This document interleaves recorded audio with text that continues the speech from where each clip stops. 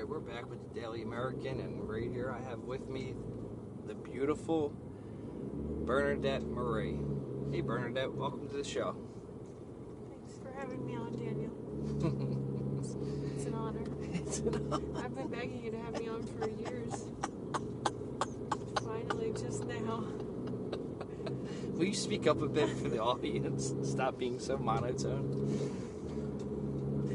I said I've been begging you to have me on for years. Oh, right, we talked about yelling in front of the baby earlier. So this is my son's mother, and we live together, and we do things non-traditionally in the sense of parenting, and marriage, and living together, and what else? I mean, we're not that untraditional, but to some we are. Mm-hmm. Cooking. But anyway, let's start off with you and your life growing up. Uh-oh. My life growing up. Well, tons of trauma, turmoil, and dysfunction. Oh. no, it wasn't. Not really. It was very typical middle-class suburban lifestyle. I have one older sister, so I was the youngest, and my parents got married late. They were in their 40s. Well, yeah, my mom was 40 when she had me. And, That's particularly old for back then. yeah. But nowadays, I feel like 40 isn't really... Is it? Or it is? It's definitely more common nowadays, and it was late back then, in the 80s.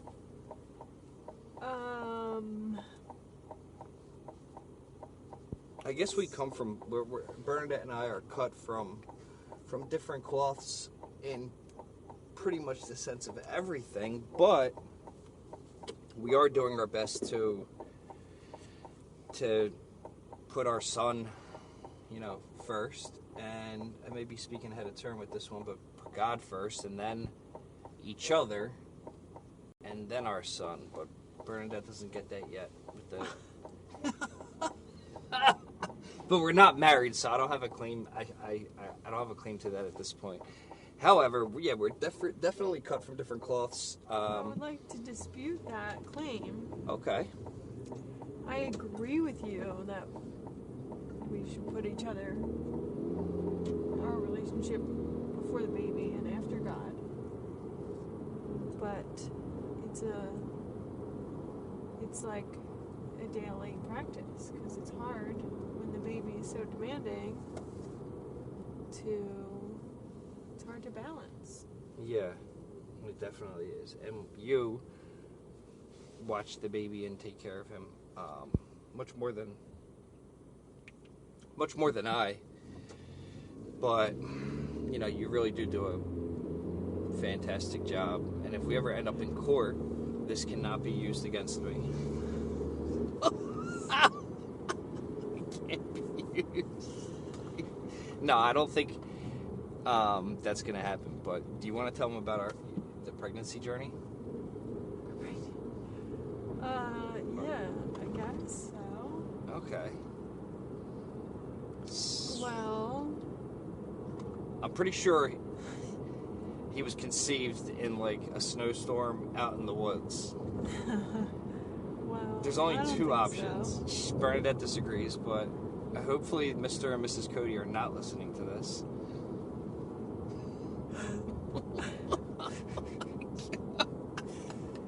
Or anyone else I know. Or anybody else. I mean, it's like whatever. We have sex, and we try to keep it healthy and not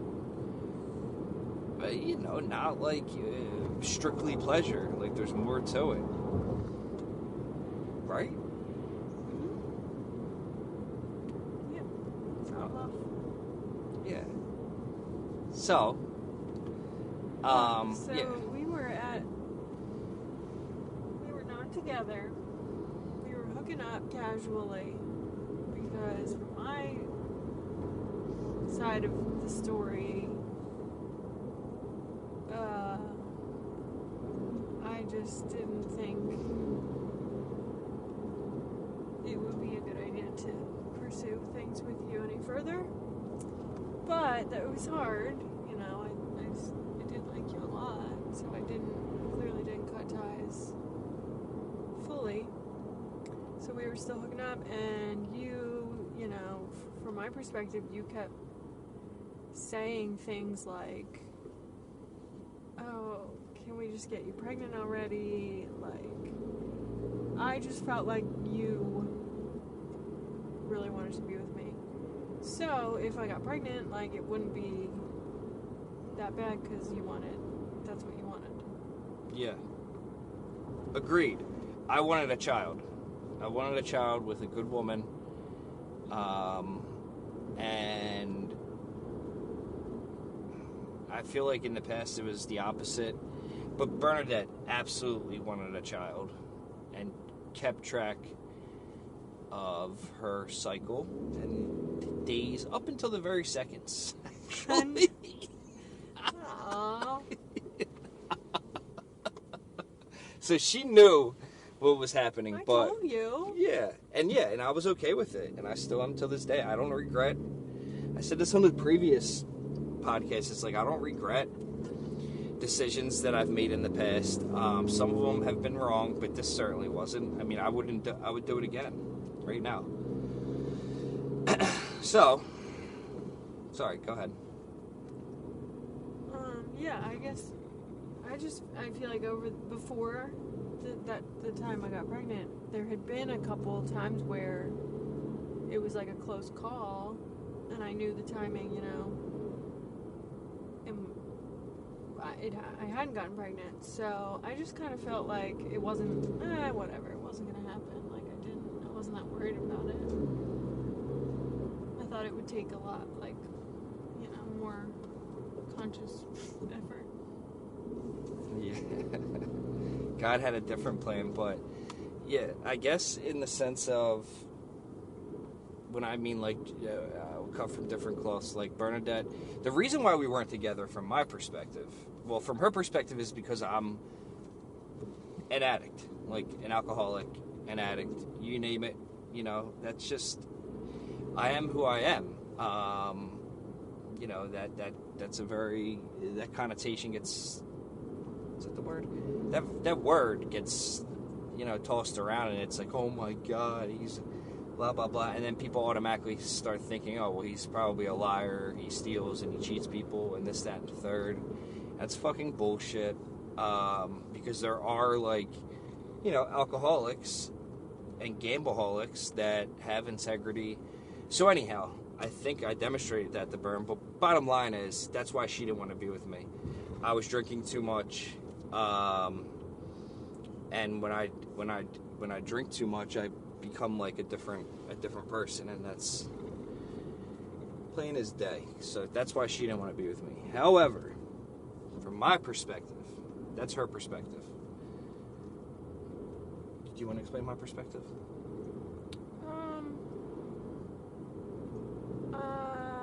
Your perspective.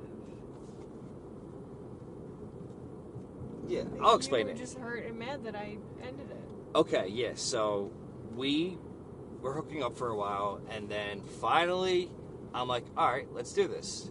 And bottom line is, there were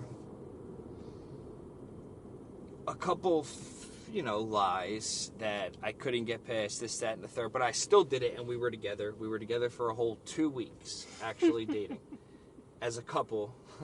And they were a fun 2 weeks, but it ended super quick. And, you know, I hadn't been in a serious relationship. I've only been in one other serious relationship in my entire life. And, you know, she would probably say the same. Mm-hmm. And, you know, anyhow, relationships aren't easy, but where am I going with this? Yeah, so she breaks up with me because I'm drinking too much. Let's take a quick break. Join me every weekday morning. I'm Steve, your neighbor, your friend, and I bring you stories from down the street and around the world that you probably haven't heard, but they may just make your day better. Real discoveries, real people, no doom, no drama. I'll leave the doom scrolling to your social feeds. A woman who turned potholes into flower beds. A teen who beat the odds after a life-changing fall. Sharks helping airplanes fly better. Just smart stories, all under 8 minutes. To start your day on the right foot. Safe for the carpool, great for your commute. And yes, there's always a dad joke waiting for you at the end. I mean, it was like one very... What did I do? Yeah. You were just, very mean. Drunk. Yeah. Very drunk, very mean. And I was just very upset. I mean, in retrospect.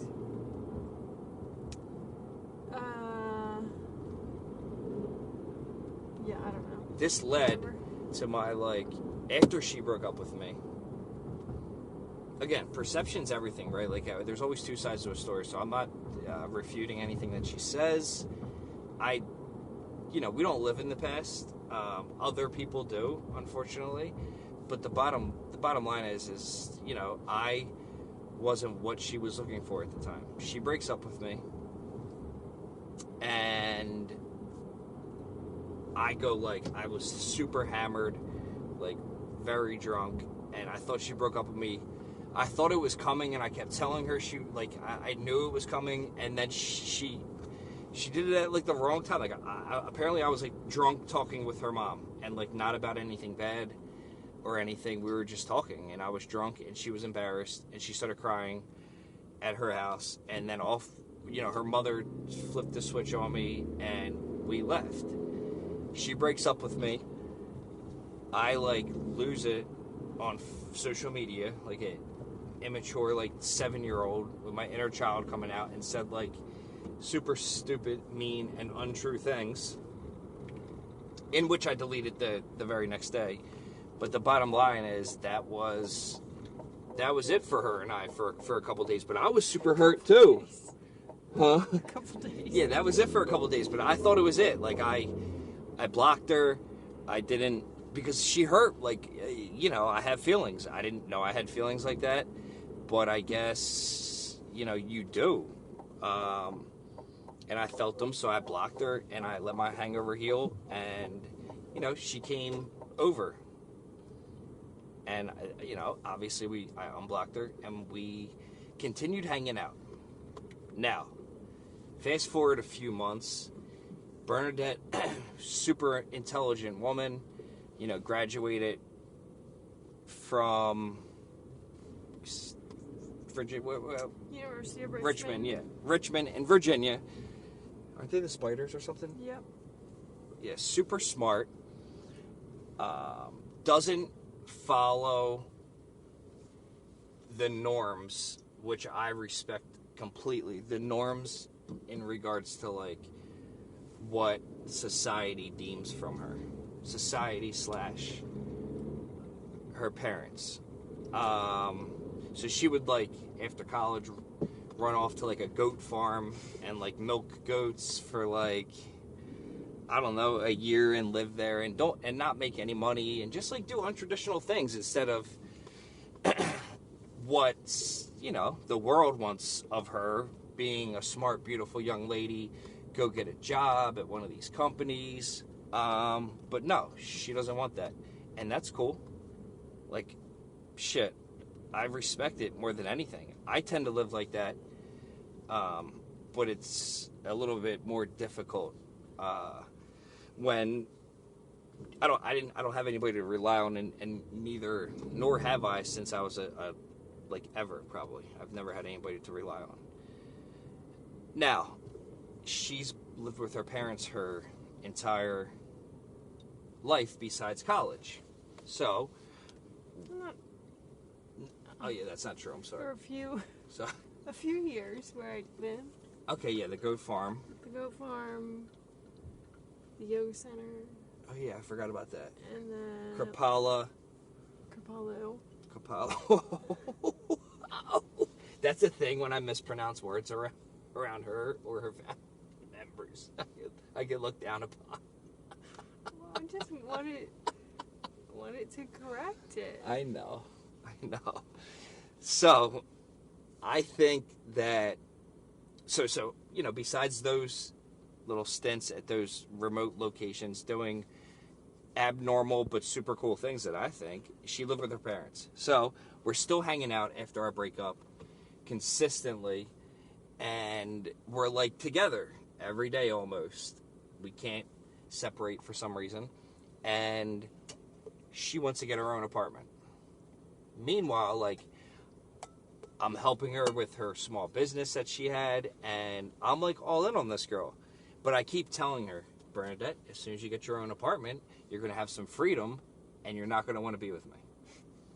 And like, consistently, I would tell her that, and I just felt it. My intuition told me that. I move her into her new apartment, and not even like how long after? 72 hours. No. It's like 6 weeks. Okay, so like 6 weeks. Bernadette wanted to date, and that really upset me. But what I'm gonna do? I'm gonna try to be slick and play like the long game, and let her do her thing because I knew it was coming anyway. She goes on one date. It sucked. She calls me up. We hang out. We have a great night. And then, like, a week later, I thought that would have been it. A week later, Bernadette goes on another date. And I'm like, oh my gosh, this girl, like, she's killing me. But whatever. I'll be slick. I'll play the long game. And then she wants to go on another date with the guy. The second guy, she wanted to date him again, and I'm just like, are you fucking kidding me? And like, I started like losing my mind. Like, I was so upset, pissed. I like showed up at her apartment unbeknownst to her, and like knocked on the door just because like I was pissed. Like, I didn't want her dating anybody else, but at the same time, I was just angry, jealous, pretty much. Anyhow, what happened with that guy? Nothing. Just turned out to be a douche? No, he wasn't a douche. I just was. It was like okay, but nothing. Didn't want to keep doing it. Yeah, but she was super sick one day because she partied all night with him. And I came over and I took care of her. And from there on, right? You didn't date anybody else, did you? No more dates for Bernadette, thankfully. And then... It's my last date ever. Yeah, hopefully. And now we have this little guy sleeping in the back. And, life's extremely difficult. But it's only because we make it difficult. We have a very good life, but I am my own worst enemy, and Bernadette is her own worst enemy. On different levels, obviously, with different struggles. She's well aware that I blew $750,000 last year. I feel like a total piece of shit about it almost every day, but I'm not doing that again because I banned myself forever from gambling. So, just like stuff like that, like we could be living not in an apartment and, trying to have more children and doing a little bit better with our lives, but, some business issues with myself, a couple different things, and, I'm responsible for exactly where my family's at right now, and we have nothing, and I'm going to change that, and we're going to change that. So, I know maybe on social media we may seem to have it all, but we do in reality. We don't have nothing. I know. I shouldn't say nothing. We need. We have everything we need. We have everything we need.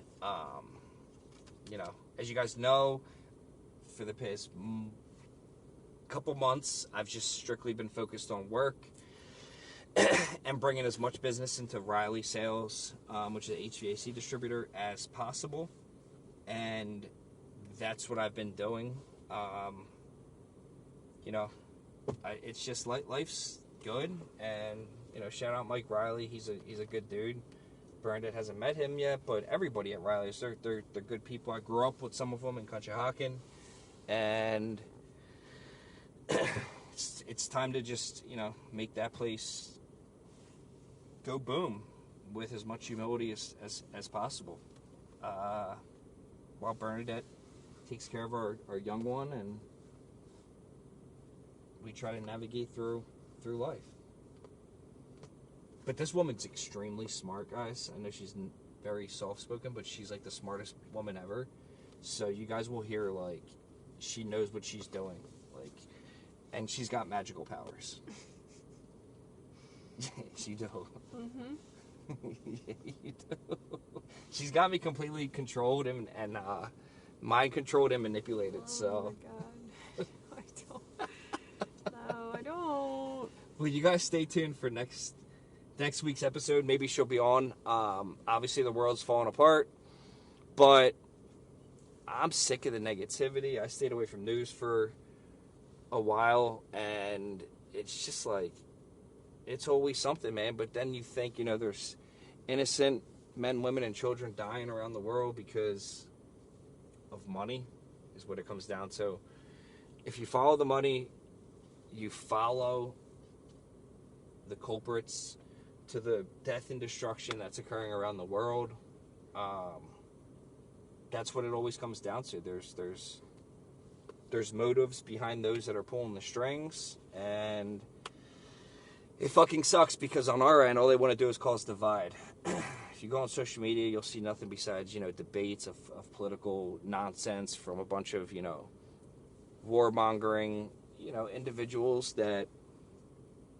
that's what they like to do. But it's not changing anything. It's just causing divide. But that's what those in power want. They want divide. They want disputes. They don't want us loving our neighbors. They don't want us coming together. And, we got to do something about it. But with that being said, I really don't like podcasting, and I have like the most beautiful woman ever and a beautiful kid. And I do like making money to provide. So, I consider quitting and not podcasting on a consistent basis, but I also feel like it's kind of like the easy way out because it's not that difficult to release an episode, especially if it's about something that somebody can learn something from. So I've been to too many bottoms in my life, and it's time to climb up. And this woman stuck by my side through one of the most difficult years of my life, and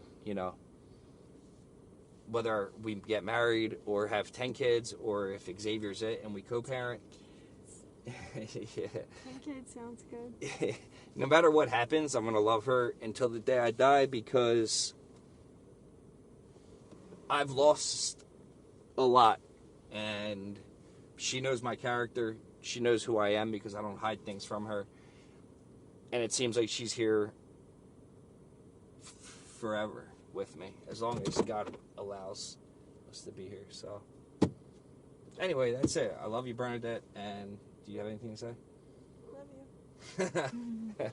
Bye-bye. Bye-bye. See you guys.